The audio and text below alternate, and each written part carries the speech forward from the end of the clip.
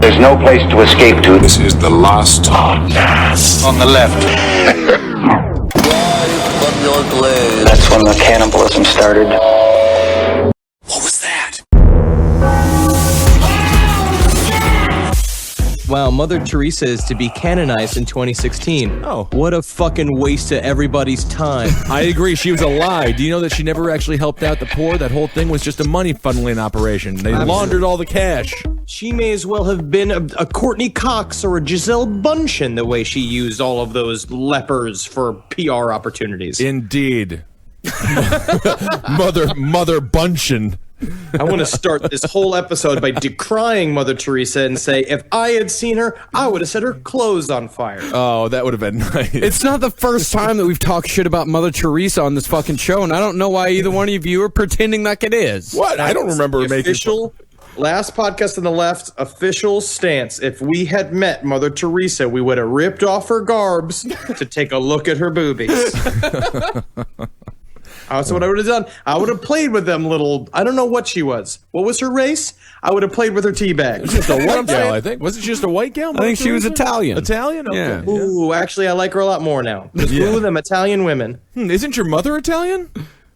Yes. Okay, interesting. Very, very good.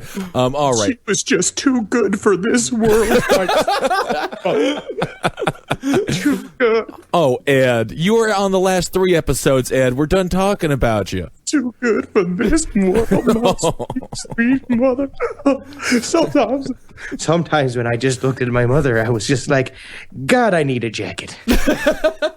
That's all right. It's enough Ed Gein material. Oh, it's perfect. 1 month. Oh, my God. All right, we're on to another house of horrors in a much different sense. There's no lampshades made of skin, but there's a bunch of demonic situations occurring, and of course we're discussing Amityville. Oh, the Amityville Horror, possibly the most well-known, the most well-covered haunted house and haunting in the history of man.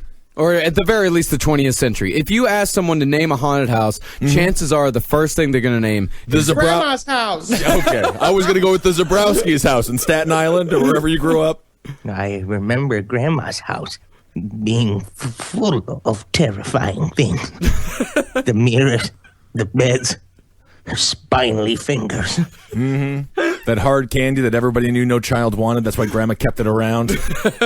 How much? This is my question with grandmothers. Do you just get shipments of hard candies? Do they just show up at the house as soon as one of your children have one? All of a sudden you're getting Werthers and those weird little strawberry things that just basically become rocks. Yeah, I love those things. Well, you go through one hard candy a year, and that's when a new child is born. He doesn't realize how terrible they taste. He takes one, and then he realizes there's always some random fruit inside of them. Even if it is chocolate, it's a lie. See, when my mom became a grandmother, she just started leaving out bowls of sausage. Yes, good grandmother. All right, so the Amityville Horror. Now, this show, again, it's the most famous haunting of all time. Yes. Great imagery in this story, but where it lies at the center of the Amityville Horror House is an incredible story of murder and mayhem.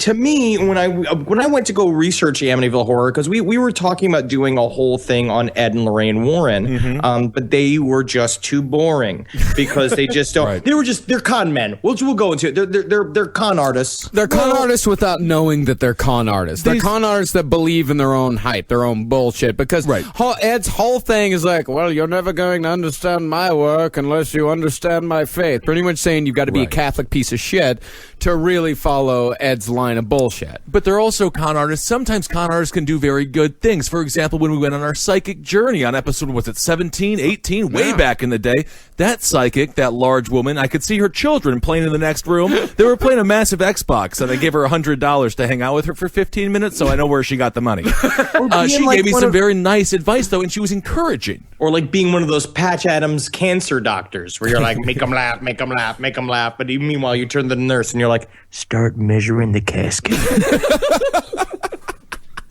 Oh, my goodness. And the nurse is like, that is not my job. I give that to a different person. I'm the one who euthanizes the poor boy. Oh, it's Laurencio, the gravedigger consultant. Every hospital. The casket's got to be big enough for the body to dance. Dance in silent dance of cryptic death. And also, sometimes you gotta leave an extra foot on top if you want to give him a fancy top hat. Yep, that's a good point. You never know when a boy wants to be buried like Abraham Lincoln. Every cancer child's last wish is to be our Civil War president. So the center of this entire thing, of course, all of this happened in the early 70s. The Amityville Horror is a very 70s thing, and one thing to keep in mind, very much keep in mind during all this, is that the entire country was ripe for this sort of haunting. Right. The Exorcist had just come out. Mm-hmm. The Exorcist had just come out. Everyone was primo, dripping wet for a good haunting story. I mean, to me, I'm always dripping wet / hard as and dry as a bone for a good haunting story, and they're rare these days. So this was like mama's milk. Right. Yeah. So, but you're a boy, Henry. So when you say dripping wet, like that would be your butthole. That would be the only option that would be dripping. So your butthole doesn't sweat when you're having a good time? No, I don't. I've never noticed. Maybe I'll check next time.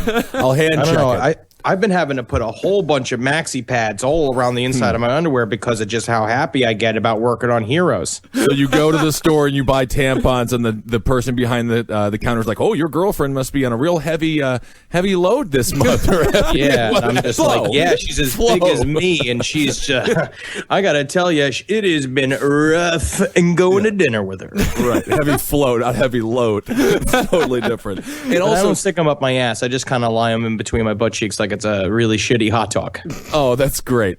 And this is also before the sex scandal of the Catholic Church really came up, and the Catholic Church really had a lot more significance in pop culture, and they had a lot more say in actual events when it comes to their point of view not being seen as whackety-dackety, which is what it's seen as now. Well, people trusted them at the time. And one thing that's important to know about The Exorcist, this is a bit of a digression, but before The Exorcist, the devil was not something that was at the forefront of American minds. The devil was something that wacky evangelicals thought about. The devil was not a guy out to get you. The devil was more of an evil force, if you even believed in him at all. But The Exorcist, when that came out, all of a sudden, demons were real again. Devils were real.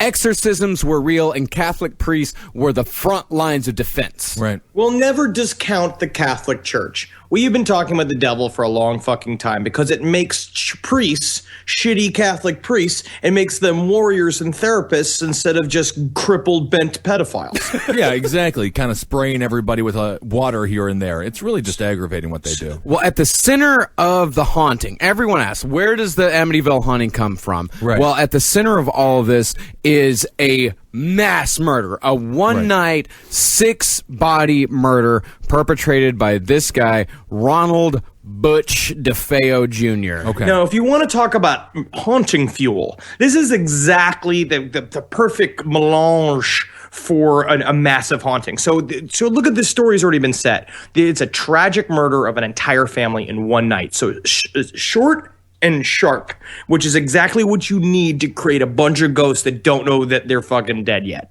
Right, release them quick. Now, this story is obviously horrific in its own right, and this is 100% true, obviously. Yes. So you could write a movie just about this alone. Absolutely. No, and there have been books written about it, but no one is really... Ronald DeFeo, the actual murders themselves, tend to get glossed over. Which is amazing, and that shows you, again, the power of the belief in the paranormal and in what the Catholic Church was discussing during this time. 6 real people were murdered, and they were like, but what about the ghosts? I heard they were ghosts afterwards. So, did you hear about the flies? I hate flies. It's the sounds that they make that I don't like. What else I heard is that the toilets got all dirty with slime, and there's one thing I absolutely hate, it's grime in my toilets. That's why I need these scrub bubbles, because all it does is scrub bubbles by Mamamins, and we will make sure that your toilet doesn't have any slime in it, and we'll make sure that the flies are also, they'll be clean at least. Well, you know what, Mr. Zabrowski? Here at Scrubbing Bubbles, we love you as our admin, but can you stop going around the country and saying we'll clean up toxic ghost goo from your toilets, please? We don't have any scientific tests to prove that. Well, if these Long Island dipshits stop killing their families, then I won't have to fucking sell these things anymore. And this is the DeFeos are the most Long Island family you can imagine. Butch DeFeo was the oldest of 5 kids living at 112 Ocean Avenue in the affluent affluent town of Amityville, New York. You got to remember, Amityville, it is a very rich town. Right. It is a coastal town. And the DeFeo family had their own business. They were deeply connected, possibly with the mob. Of course. I had an Uncle Butch that was also a twisted piece of shit that is a sanitation officer, quote unquote, means a garbage man who lives in Staten Island.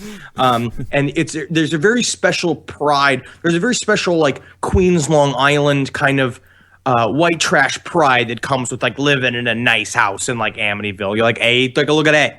We got 2 floors, so I don't have to hear the kids taking a shit in the morning. Right. Well, there is an actual correlation between the number of tracksuits you own and the amount of pride you have in your family.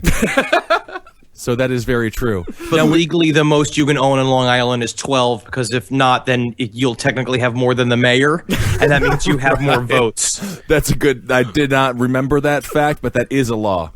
So Butch's father, Big Ronnie, he was said to have the intense gaze of Rudolph Valentino, while his mother, a former model, was said to have hobnobbed with legendary singer Mel Torme. Oh, wow. Velvet Smoke. Was it the Velvet Fog? I'm sorry. The Velvet Smoke is the weed I smoked last night I got here in Toronto. Mel Torme, if you've ever seen a picture of Mel Torme, I don't know if our younger viewers know who he is, but imagine Abe Vigoda if he's uglier. Whoa! Mel Torme was in like a Pepsi ad campaign when we were growing up. He was selling some product. That's the only way that I remember him. I think it was Mountain Dew. Was it Mountain Dew? I believe it was. Yeah, troll of a man. More of a goblin. Yeah. He had a beautiful voice. It was like a like kind of voice. When the world smiles with you. That was his song. My question, he wasn't the same dude who did the that's brisk, baby. No. Was it? I don't know. Let's move on. Good God, we can't talk about marketing campaigns from when we were 12. So Big Ronnie, real big piece of shit.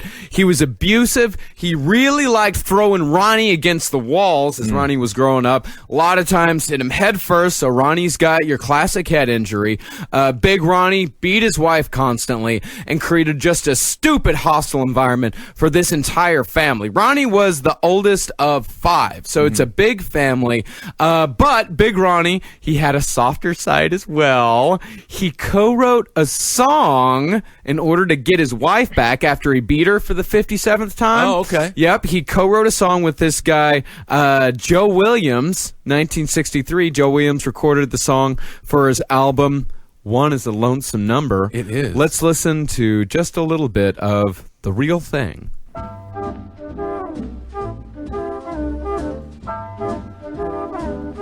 If you are going, You can almost hear his like fists hitting her stomach. Ow, Ronnie. Oh my God, you're so sweet. Oh God! The last time you tried to break the toilet lid over my head, I was like, "Oh Ronnie, we're done." But as soon as I heard this song, I was like, "Oh Ronnie, come get it."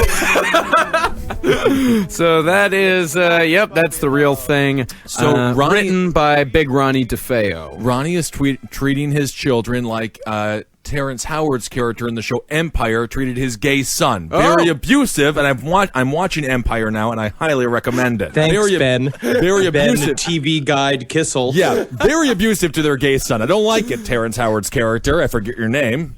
How was this week's episode of The Big Bang Theory, Ben, TV guide Kissel? Well, they didn't do enough science for me, but I was like, lol, they said McLaughlin, and I have no idea what that means or what that is. I'll tell you this, I'm staying true to my fucking self. I just watched a whole bunch of Alex Jones, so you tell me who's cool and who's on the edge. I've been watching a BBC program called Time to Remember.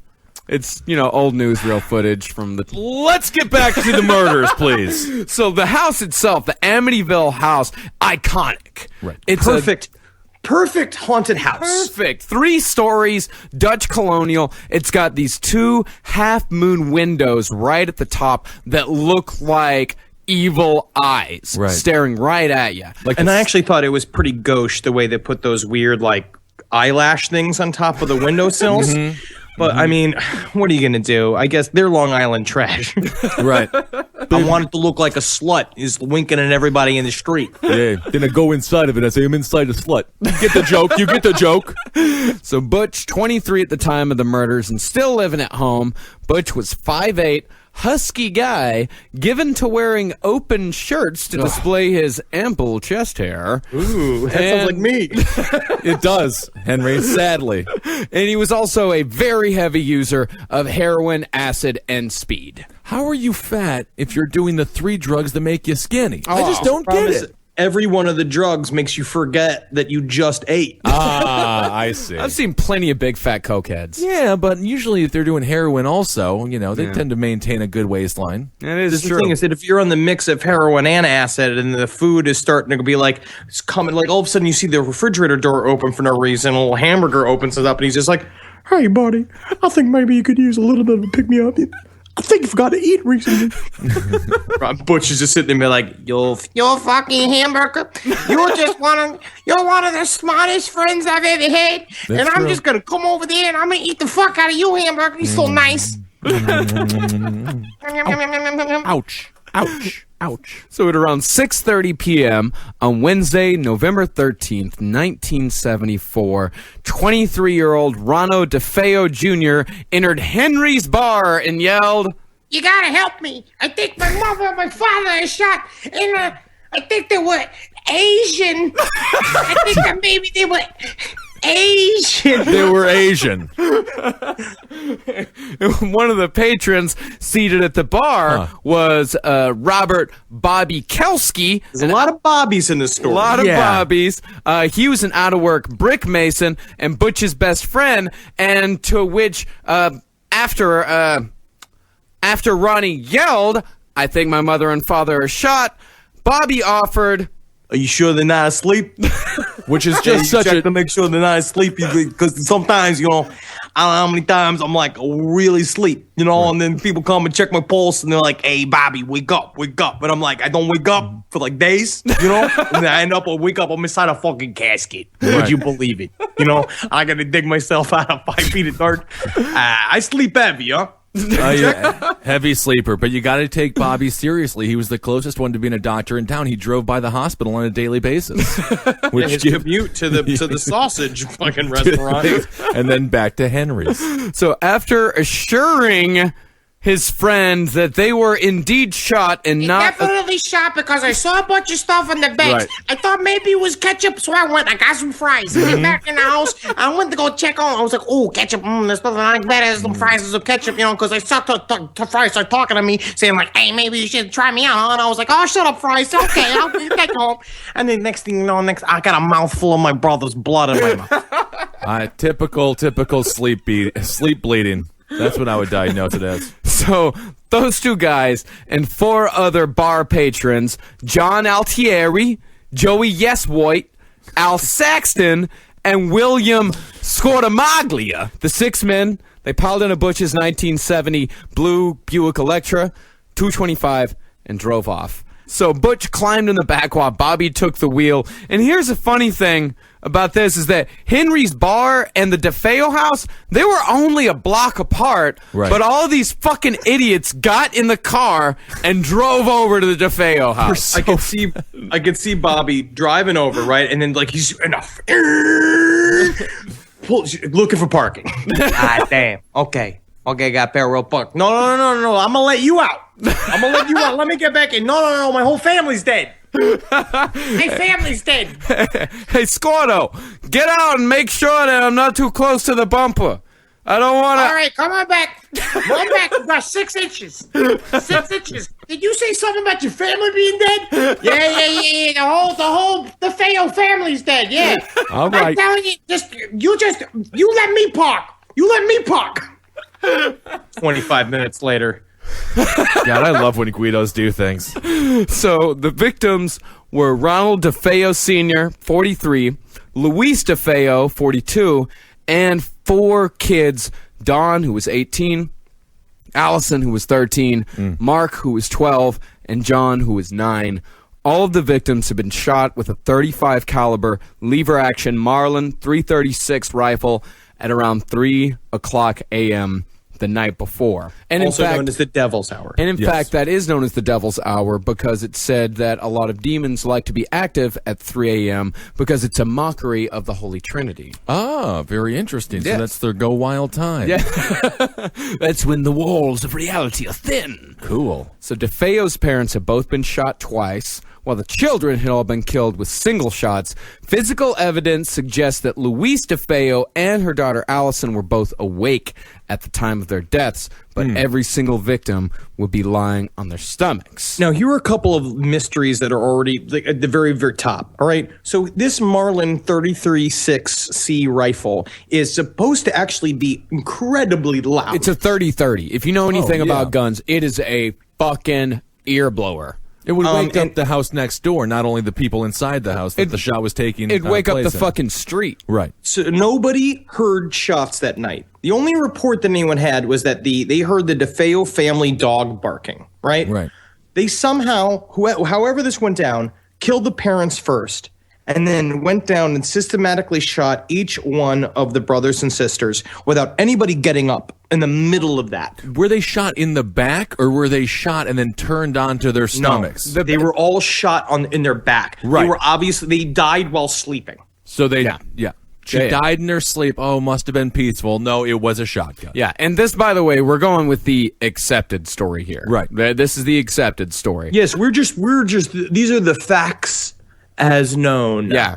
Or have been decided upon by committee. So Butch told the police as he was taken back to the police station to be interrogated because he was the only surviving member. So he told police that the killings had been carried out by a mob hitman, an old friend of his dad, a guy named Louis Fellini, who, after a falling out a few years earlier, had promised to, quote-unquote, whack Big Ronnie and his family. What I did like when watching documentaries about this, about the actual crimes, that all of the police kept saying like "rubbed out," which is a great time. Like I haven't heard that phrase in a long time. Yeah, I love that one. Yeah, they kept being like, the next thing you know is just like Ronnie telling everybody that Fellini went over there and they rubbed out the whole family. But I got to tell you, I don't know if that's exactly true, because what it comes down to is like, well, if they're gonna rub out the whole family, why wouldn't they rub out Ronnie? You know what I'm saying? Why did they leave old Ronnie? Why didn't they rub out Ronnie? Because then I said to him, I was like, if they're gonna rub anybody out, they're gonna rub out Ronnie, you know? Well, actually, do they understand that all these are euphemisms for hand jobs?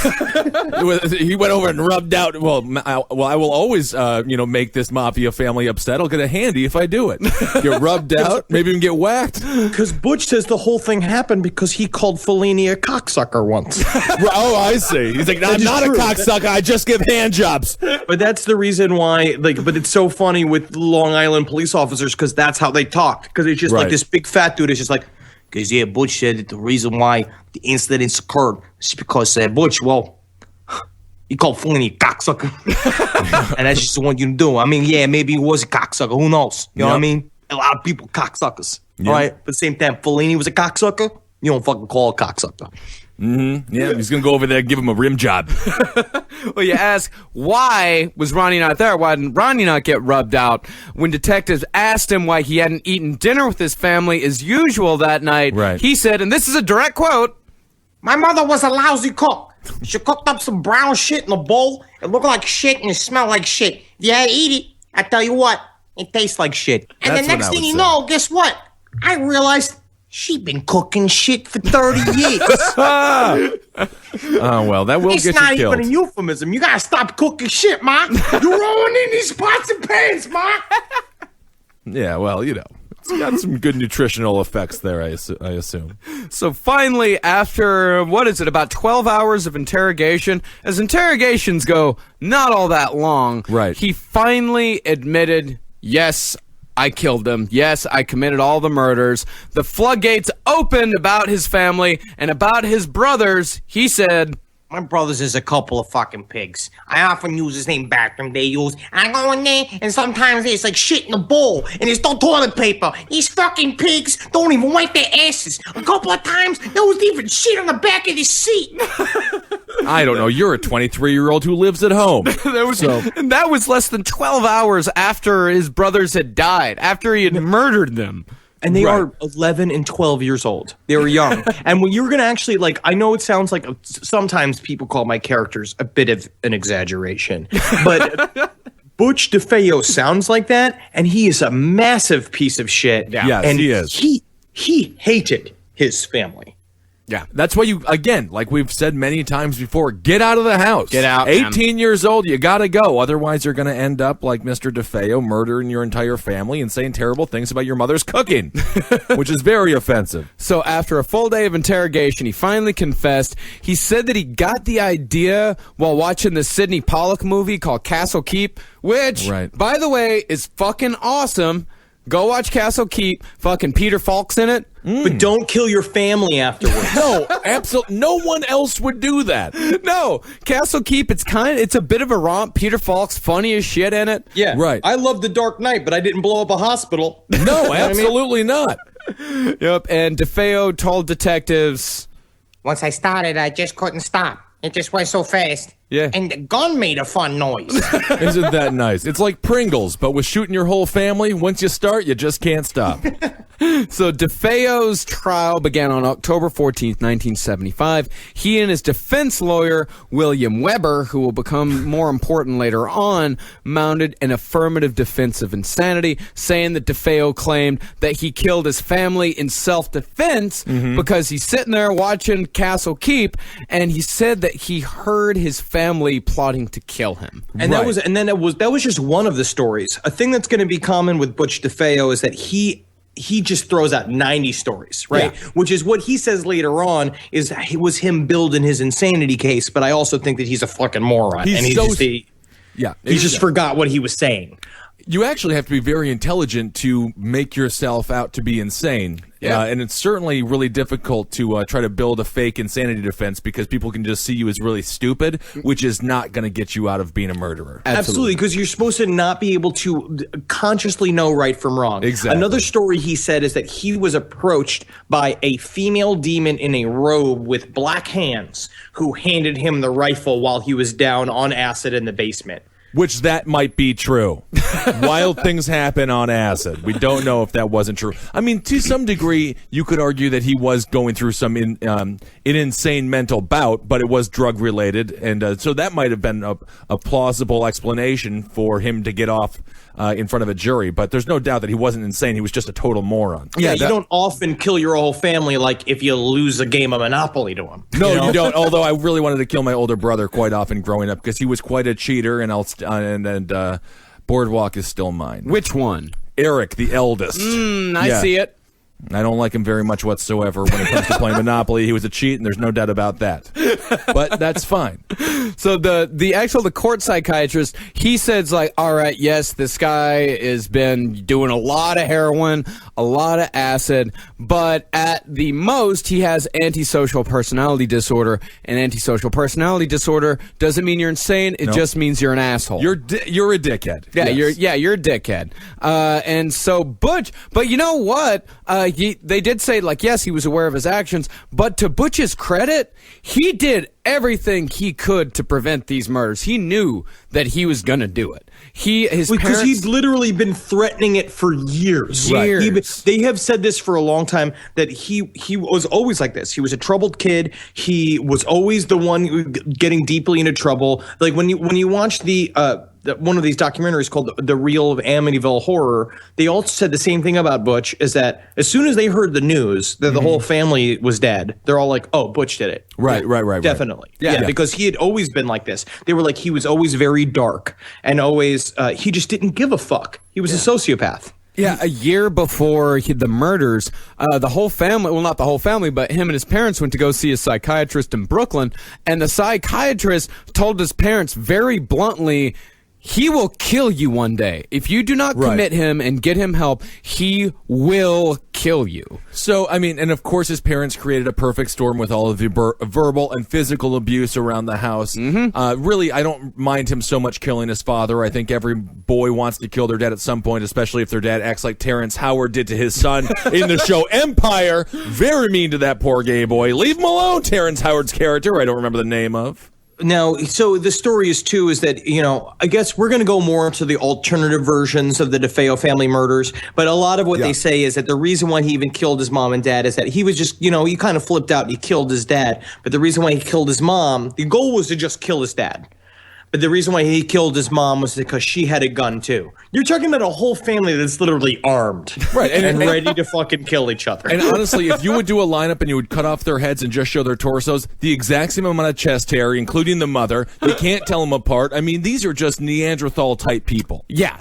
Armed against each other, not armed against intruders. Armed against each other. No, they're living like the movie The Thing. They're all living like the scientists in The Thing. They all have guns pointed at one another, and nobody knows who's going to snap first. And the other thing about Butch moving out, we say like, yeah, he's 23, living at home. He tried to move out. He tried to leave, but his father just fucking cajoled him into coming back. He disabled his car. He cut off, he also cut off his allowance, because that was the other thing that they said about Big Ronnie, is that he was a piece of shit, but he was just one of those fucking assholes that beats his family and then just showers them with money. It's exactly. And thinks that it's okay. Like what Kim Jong-un, Kim Jong-il, and Kim Jong-un did in North Korea. You kill half the people and you give the other half some nice gifts, and then people are like, I guess I'll be friends with you. Yeah. Because you gotta be. Yeah. And so that's the DeFeo family, and about a year later. And again, that is just the accepted story. Right. Yeah. Again, we're going to say that again. This is the blanket,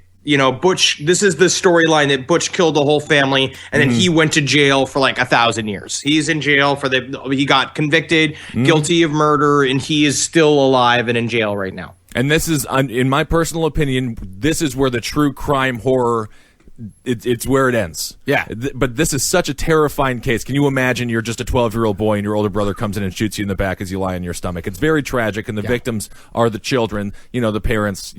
They seem to they bred a murderer. Well, they said that the mom was just as abused as anyone else. Right, The mom was very much trapped, and it was said that Ronnie actually did very much love his mother and was very close to his mother.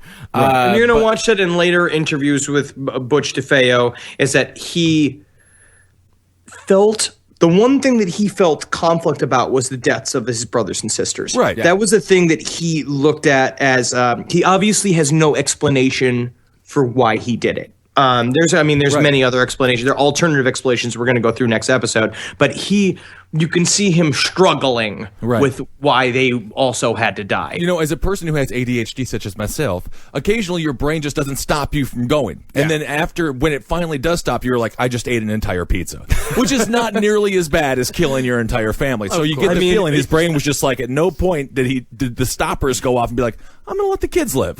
In terms of a carbless diet, that is just as bad as killing your family. I'm sorry. So now we're looking at, though, because I'm a person who does believe in haunting activity, and I believe that this is the event that could definitely create something like the Amityville Horror House. Is there a specific name for this kind of haunting, this sort of like shock trauma that occurs? Residual. This is a residual haunting. Yeah, okay. Yeah. But you're going to hear claims that this was not a residual haunting, that this was a demonic haunting, which is that an entity was inside of the Amityville Horror House, which basically made Butch do the crime. Right. Yeah. And made it possible. So this is where the mysteries kind of happen. So let's start right now. If it's true that there was a demonic entity in the house, it is possible that was the entity that gave him the gun. That was the entity that kept everyone asleep in the house and basically fed itself with the negative energy of the crimes it created. As so Ronnie DeFeo, he was sentenced to 25 years to life. He was serving like consecutive sentences, so he's guilty. 2 weeks after he is pronounced guilty, George Lutz, his wife Kathy, and their 3 kids moved into the house on 112 Ocean Avenue, still furnished with all of the DeFeo's furniture, save the bloodied mattresses. It was 13 months after the murder in December of 1975 when the Amityville Horror would begin. All of the information that follows is from either the Lutz's personal testimony or the book by Jay Anson, The Amityville Horror. Kathy, you know how you say I never do anything right? I just got us a great deal on a house on Ocean Avenue, Kathy. My whole life, I've always wanted to live in Amityville. Oh, it's so nice and it's classy. That's what I like about Amityville, is that it's classy. That's right. Who's the man? Oh, my God. How much did you get the house for? They're giving us $5,000 to move in. They're I paying can't us. believe it. We're making money. I can't believe that's a good. Oh, what a good husband. Oh, this is nice. I love you, Kathy. Well, what the Lutzes knew all about the DeFeo murders, and they had a little family meeting beforehand, and they had said like, "Hey, is everyone cool with this? Right. Are we all gonna be able to sleep at night?" Pretty much. Right. And they all decided like, "No, we're not superstitious people. We can handle this. We're getting a great deal on this because it had a boathouse. Right. It was right next to the water. It had a swimming pool, and it was a beautiful They should have home." felt really weird. They should have felt really weird when the daughter was like, "I can't wait, mother and father." Just immediately starts menstruating. I mean, The plates and fucking dishes start sliding all over the kitchen. I will say, if you're George in this situation, you do feel like the world's greatest dad and husband. You got a great deal in the house. Your wife is happy, and there's no doubt that your children are like, "Oh, we're going to a haunted house? Absolutely, of course. I love you, Dad." This must have been a great time for him. Yeah, well, but according to the Lutzes, the paranormal activity began almost instantly. As they're moving in, they had a dog, Harry. He was tied to a tree. The dog tried to hang itself within the first hour by jumping over a fence while its collar and chain was still attached. But the problem was because that the first thing that happened is that Kathy Lutz was taken over by the DeFeo family mother's ghost, and she was cooking for the dog. Oh, she was cooking human feces for the dog. That ain't right. So this is a reading from the AmityvilleFiles.com, which is a fun little website that describes the haunting. Cool. Due to the property's grim reputation, a friend of George's suggests the house should be blessed by a Catholic priest. I was a Methodist, so this was new and foreign to me at the time, recalls George. Father Ray showed up shortly after we were in the process of moving in. I waved, he waved, he went on in the house and went about blessing me. When he was done, I tried to pay him. You know, you gotta pay these priests to show up, you gotta get slip him something. Yeah, of course. But he wouldn't take money, you know? He said, "No, you don't charge for this. You don't charge friends for this." I thought that was very kind. It was nice for him to stay, you know? And then he said, "You know, I felt something very strange in that one room upstairs, that upstairs bedroom." He's like, "Hey, don't even worry about it. We're gonna turn it into a sewing room." And he's like, "That's good. As long as no one sleeps in there." And then strange occurrences began almost immediately. Yeah. It's kind of fun. Yeah, it's real fun. So the priest goes in and he starts blessing the room, and as he's blessing the room, he heard a deep voice from behind him saying, Get out! Get out! Get out! Get out! Get out of here. Just get out. Yeah, because that's the problem. So the next thing Father Ray felt someone slap him across the face, so that's how I thought in my head. Get out! Get out of Oh here. my God, get out of here! So this is why priests make terrible real estate agents. You're just walking them through the house. Why are you blessing every single room? Oh, you know, this is the bathroom. This is the children's room. Don't sleep in that room. This is the master bedroom, the kitchen. And Don't go in this room. Don't go in this room. Okay. Don't you dare go in the All bottom right. left bedroom. So when you market it as a Whatever it is 4-bed, you do, man. so it's more of a Whatever it is 3. that you do. Okay, it's a 3-bedroom then. If we can't go into one of the bedrooms, it's a 3-bedroom, not a 4-bedroom. Okay. the priest also later developed boils on his hands similar to stigmata. Ooh. The nails of Jesus Christ. It also could have been herpes. Yeah, exactly. Kathy also said there was an odor of very sweet but very cheap perfume, and she said that she felt the sensation of a woman coming up and embracing her from behind. She said that it was more of kind of a comforting gesture. It wasn't really something that was threatening. It was. She said it was almost as if there was one mother trying to comfort another. I'll tell you, the major victim here is Mrs. DeFeo. Even post-mortem, people are mocking the way she smelled. You know, that's just her old perfume. Her food's been mocked. Her perfume's been mocked. Everything about this woman is being mocked that makes her good, like a good Italian. You know, they're just like tearing her apart. I think she was a nice If you gal. were over 45 and Italian, eventually your body begins to spoil perfume. I did not know that. but that is also a fact. Well, George, he once described a sound coming from downstairs as, quote, a whole bunch of musicians going, each one in their own direction, playing their own song like an unorganized musical sound. He also said he also heard footsteps, but when he went down there was nothing. And George himself started acting really fucking weird. This is a really cool storyline. This part of it here with George like slowly turning into a madman. Yeah. His personal hygiene went way downhill. He started becoming obsessed with fire. He had this idea because he could never get warm. Yeah, he was constantly freezing cold, like bone deep cold. Right. And he couldn't handle it and became obsessed with being cold. Yeah, and he became obsessed with keeping the fire in the living room going, and he was constantly chopping wood. I'm going to say the way that George described the sounds coming from the basement is the way that a white person describes hearing jazz for the first time. And I think he might be a little racist. Another thing, the Lutz children, they were starting to sleep on their stomachs, which is the same way that all of the DeFeos were found when they died. Now, did this family know the specifics of the case before they moved in? Obviously, they knew a massacre occurred. That's why they got the good deal. But did they know about the kids sleeping on the stomachs? Did they know about the sounds from the basement? I don't think they did. Okay. I think all they knew is that, okay, 6 people were killed here less than a fucking year ago. Right. Do you want to move in? But I will put it this way. They definitely could have learned the details in a second because the DeFeo crimes were heavily covered by the newspapers. And the crime scene photos were already out there. It's all they really had to do was look it up. But I mean, this is the 70s. And they would have had all that information. This is the 70s. So when you say look it up, it's not on your iPhone. You don't Google it. You got to go to the library, microfiche or microfiche it. I mean, it would have been a little bit more difficult to get the information that it is now, obviously. And then it started getting violent. They said that an unseen force ripped doors from hinges, slammed cabinets closed. There was a noxious green slime that oozed from the ceilings. They would see it on the carpet. And of course, the most famous thing, the swarm of insects that attacked the family that were specifically in Dawn's old room. And what is the significance of flies and insects when it comes to the folklore of demonic possession? Beelzebub is the lord of the flies, and he is among... Beelzebub is not necessarily Satan, but he is among the higher echelon of demons. Right.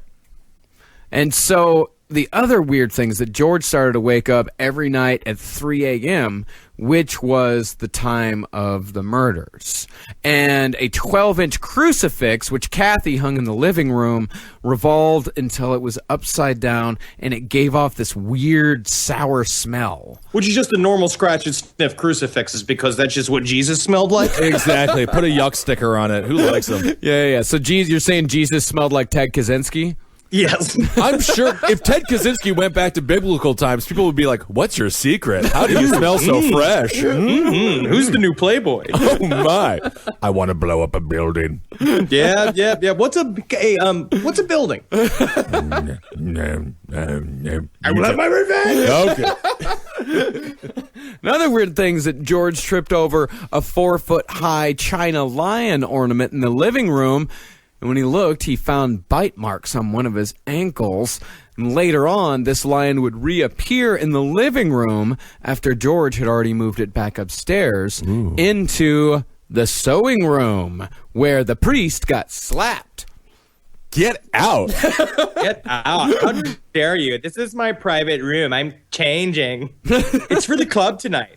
Get out. I was thinking maybe I can wear the red pants, but instead I was thinking maybe, where are you going? When I meant get out, I meant sarcastic. I like it when people pay attention. I mean, the strangest thing out of all of this, though, was said by the youngest daughter, who said that she had an imaginary friend named Jody, who was a big demonic pig with glowing red eyes. And both George and Kathy reported seeing the eyes at different points. And I will say this, if this haunting had happened in Wisconsin, Jody wouldn't have made it a fucking week because Jody would have been bacon. Jody would have been loved, maybe honored and worshipped. Wisconsin, as much as we eat our pigs, we also respect them for the divine creatures that they are. And a lot of times you marry him. Yeah. You marry him and elect him to be mayor and shit like that. And most of the people, you can trust a pig more than a fucking person. Oh, absolutely. Porky Pig, the mayor of Stevens Point, Wisconsin, was the best mayor we ever had. Oh, it was wonderful. So as far as the pig goes, on December 1st, 1976, cloven-hoofed pig-like footprints were left in the morning snow. 2 weeks later, George heard his bed slamming up and down on the floor, but he couldn't do anything about it. He was immobilized in bed by some unseen force. Later on that night, he woke up and saw his wife levitating and moving across the bed. He then saw his wife transform into an old woman, saying, The hair was wild. It was a shocking white. The face of mace, wrinkles, and ugly lines. It's saliva just dripping from a toothless mouth. And I gotta say, I still was horny.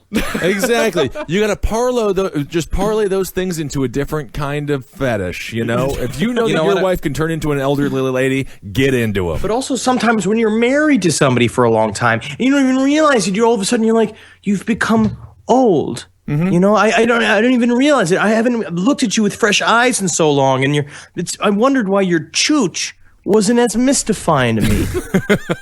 Chooch, huh? So the next morning, about 28 days after they moved in, the Lutz family fled the house, leaving every single one of their possessions behind. And what they do, one thing that they will say is that there was an inciting event that they won't talk about is why they left. There was a thing the last night that made them leave, which I think they're insinuating is that, in my personal, from the way the story is playing out, is that George Lutz attacked the family. Yeah, right. That his growing hostility towards everyone, because he started hitting the kids, hitting his wife. That's what they say, and that he'd become a completely different person. And I think he attacked them, and they were like, "We got to get the fuck out of here," and then they left. If all of this is true. Right. So then, once they got a certain distance away from the home, theoretically, the cloud was lifted and everything went back to normal. No, he just got used to how satisfying it was to hit your family, and so he just kept doing it. Oh, I see.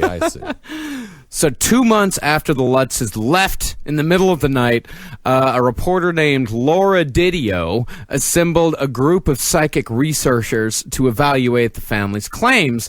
The investigators spent a night in the house, walking from room to room, trying to pick up ghostly vibrations. Didio said it was like a psychic slumber party. And the best part about a psychic slumber party is that everybody knows who wants to kiss who. Exactly. And who's got a crush.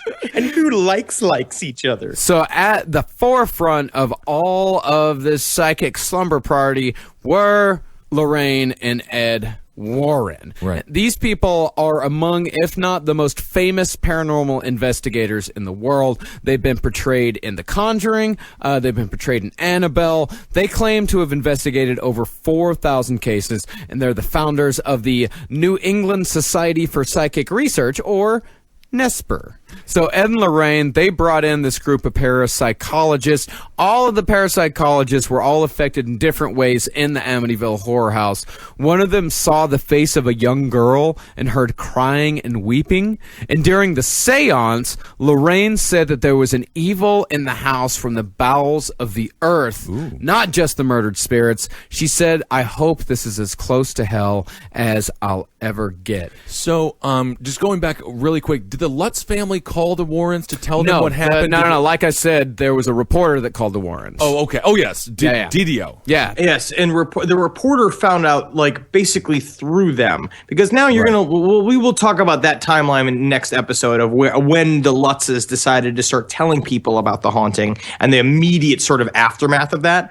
But this woman took this ahead of herself and put together this psychic team. And what I love about this whole story is that it's a bunch of psychics walking around going, I see a face, and then it cuts to Lauren in this documentary, and she's just like, and you know what's really funny is that I didn't see anything, but everybody was really reacting pretty strongly.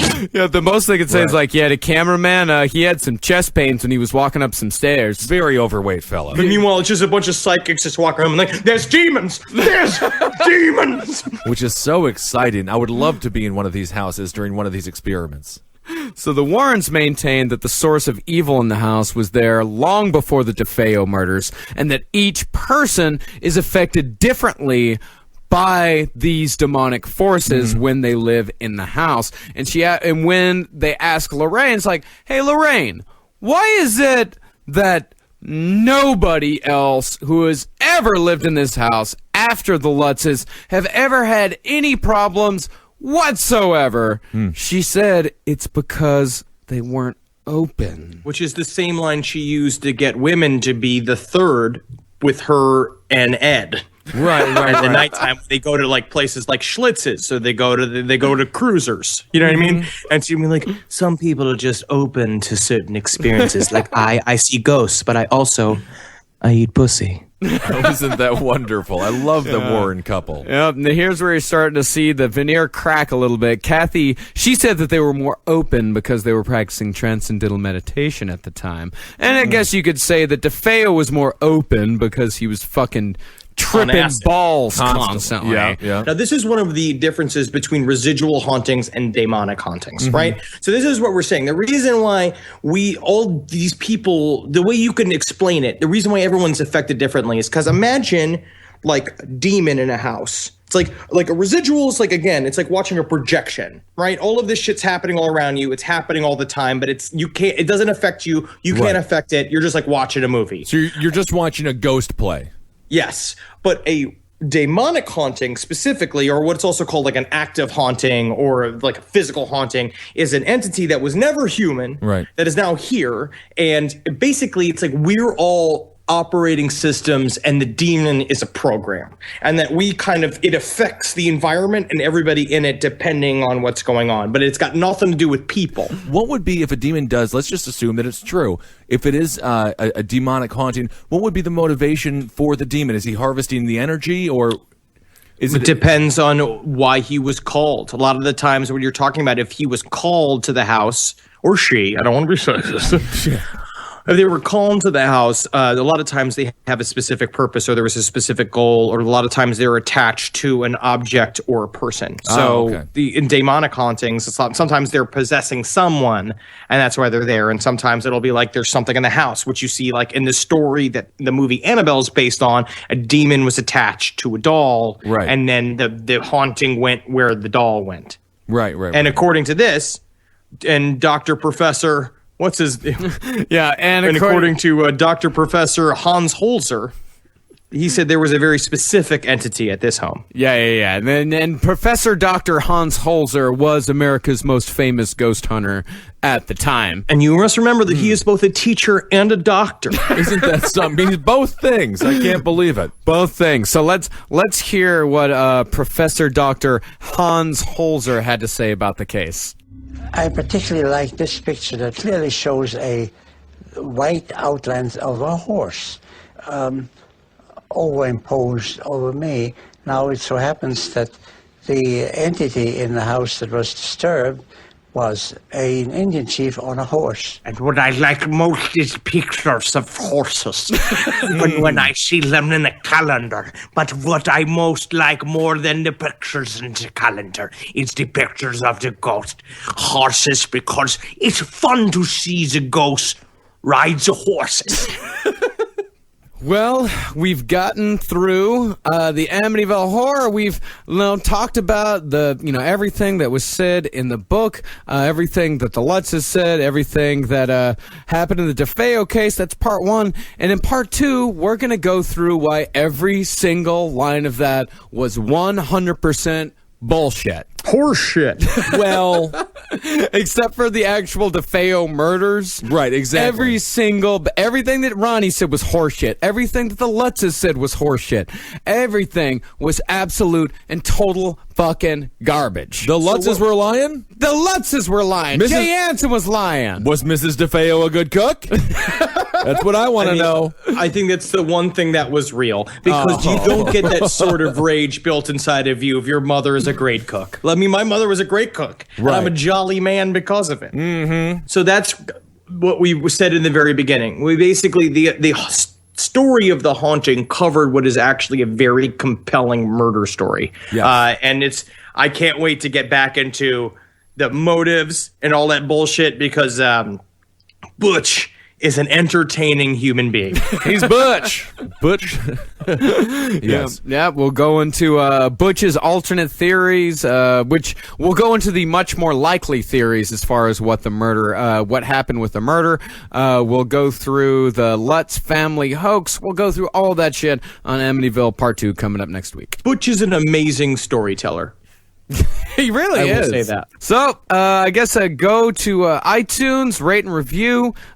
Be sure to go to cavecomedyradio.com/last podcast on the left to get your Last Podcast on the Left t-shirt. $25 domestic, $40 international. And Heil Geen, everyone.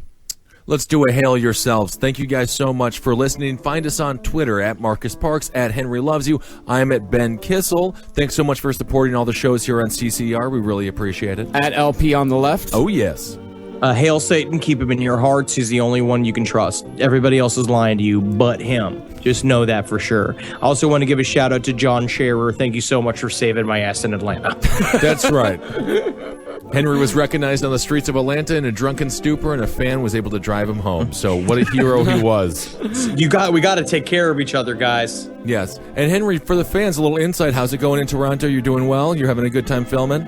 Things are really good. The show is going to be a lot of fun. I'm pretty beat up right now because I get wailed on quite a bit. Good. That makes me very happy. Hail me as well because I don't have much time left. What? You don't? You're healthier than you've ever been. I am. I feel good. I mean, on this laundry that I'm doing. Oh, I see. You've got to go to the mat soon, the laundry mat. Goodbye.